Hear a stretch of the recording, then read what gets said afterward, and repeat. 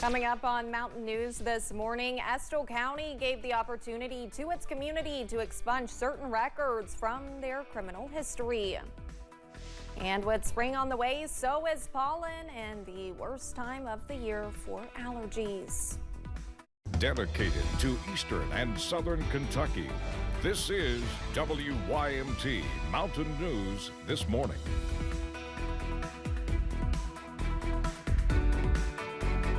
Good morning, I'm Olivia Calfee. The time is 6 a.m. on Tuesday, February 27th.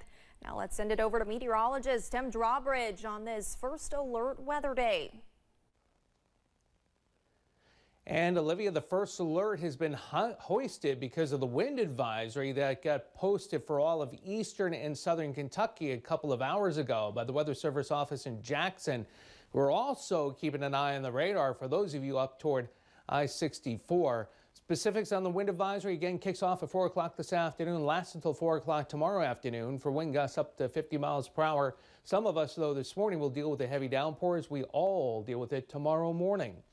Temperatures right now, basically, for many of us, between 60 to 65.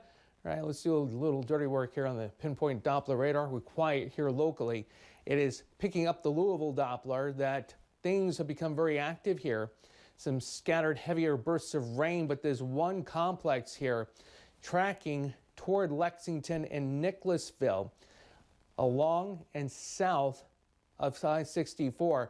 Obviously, some intense downpours here, a lot of cloudy ground lightning, but also from Mount Washington up toward Louisville, the radar indicating some pea to penny size hail. So we'll track this as it continues to head toward Bath County, Powell County, Montgomery County, Estill County, heading into the 7 o'clock hour. For today, with some breaks of sunshine this afternoon, upper 60s and lower 70s for highs. All right, 7-day forecast coming up in just a few moments. Olivia? All right, Tim, thank you. Hazard police made a drug arrest yesterday after executing a search warrant on Glomar Storm King Road. As you can see, officers found 13 baggies of suspected meth, $3,147 in cash, meth pipes, baggies, scales, and phones. Officers also found several firearms during the search. Michael Lewis was arrested and faces several charges, including drug trafficking, possession of a gun by convicted felon, and terroristic threatening. Investigators are still working to determine the cause of 3 fires that broke out over the weekend in Clay County. One Manchester Fire Department says the fires seriously damaged 3 homes, sharing these pictures on Facebook from the different scenes. The first blaze ignited late Saturday morning. The other 2 fires happened Sunday. Firefighters did not give us exact locations for each fire, but did say no one was injured. A new bill filed in the legislature would add exceptions for rape and incest to Kentucky's abortion ban. Republican Representative Ken Fleming of Louisville filed the House Bill 711 Monday. Right now, Kentucky's law only allows abortions if necessary to save a mother's life or prevent disabling injuries. The new bill would add exceptions for rape and incest if the abortion can be performed no later than 6 weeks. It would allow abortions be performed to remove a dead unborn fetus, an ectopic pregnancy, or incomplete miscarriage, or in the case of lethal fetal anomaly. Hadley's law was filed in the Senate in January to also include exceptions to the state's abortion ban. For people with a criminal record, employment opportunities may be hard to come by. One county in eastern Kentucky is working to help people clear certain charges and get them back on their feet. WYMT's Jack Dembler has more from Estill County. An opportunity to give people a clean slate. You know, we've heard people say, oh, I never thought that'd come off my record. And that is the most rewarding thing that comes into these clinics. The Public Defender's Office of the Department of Public Advocacy hosted a criminal records expungement clinic for people with nonviolent felonies and misdemeanors. Expungements are very important for the people that we work with. In particular, we work with a lot of people that are lower income. They don't have a lot of opportunities that somebody who may have lived a more privileged life might have.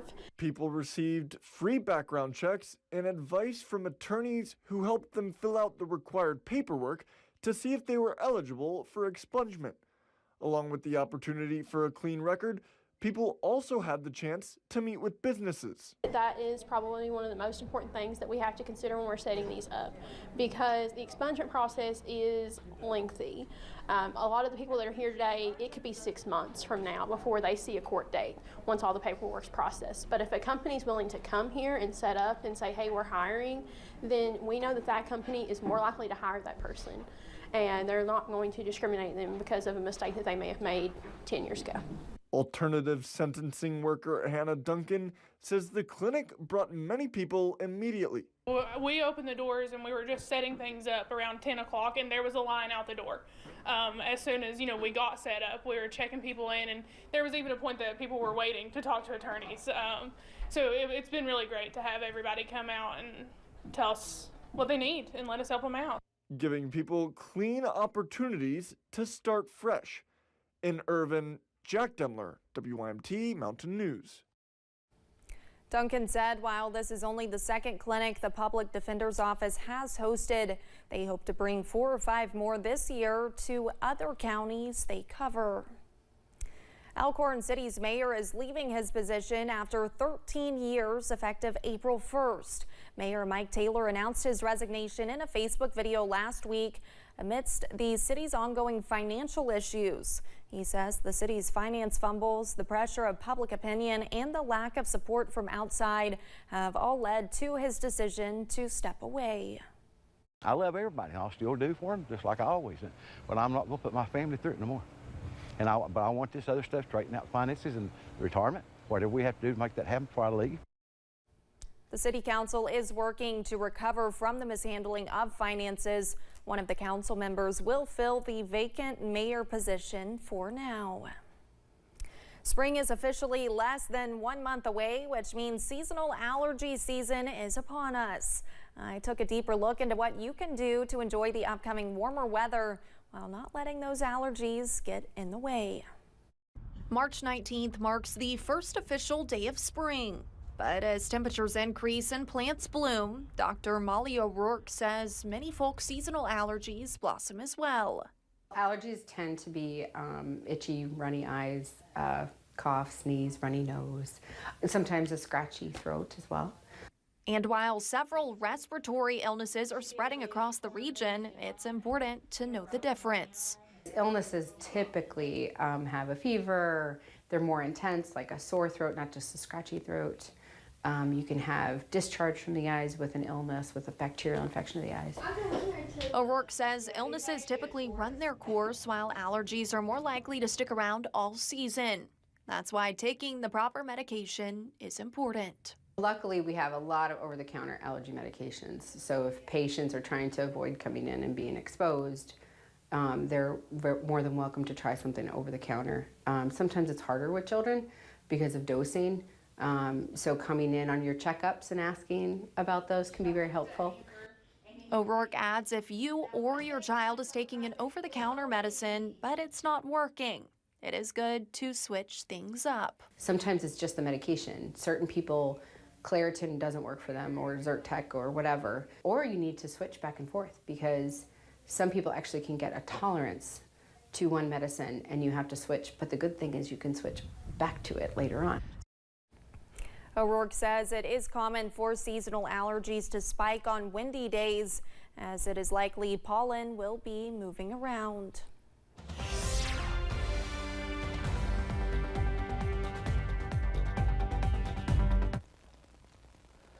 And a good Tuesday to you. Get you out the door with some warm temperatures this morning. A lot of us between 60 and 65. A look at the pinpoint Doppler radar. Again, we're quiet here across eastern and southern Kentucky. It is out to the west as we transition and move to the Louisville radar. We see some heavier bursts of rain along and east of 65, north of Glasgow, toward Campbellsville. It's this cell, though, as you make your way toward Harrisonville, that is tracking in toward Lexington. And yeah, the configuration right now is concerning. But the profile of the atmosphere doesn't lend itself to all this wind energy coming down to the ground. Just keep in mind, this is hauling to the east at 65 miles per hour. So if any wind energy is able to make it to the ground, there is the potential to see this possibly go severe. The radar is indicating pea to penny-sized hail as that continues to track toward Fayette County. In the meantime, we get you out the door. We will see the greatest potential for the heavy rainfall as you make your way up toward Moorhead, north of Jackson, and over toward Ashland over the next few hours. Forecast highs in between hours, upper 60s and lower 70s. More about the First Alert 7-day forecast. Yeah, there's a little bit of a roller coaster regarding temperature. It's coming up in just a few moments. Olivia? Thank you, Tim, and thanks for joining us on Mountain News this morning. More news is on the way. Still to come, it's primary day in Michigan, but for some, the results are all but certain.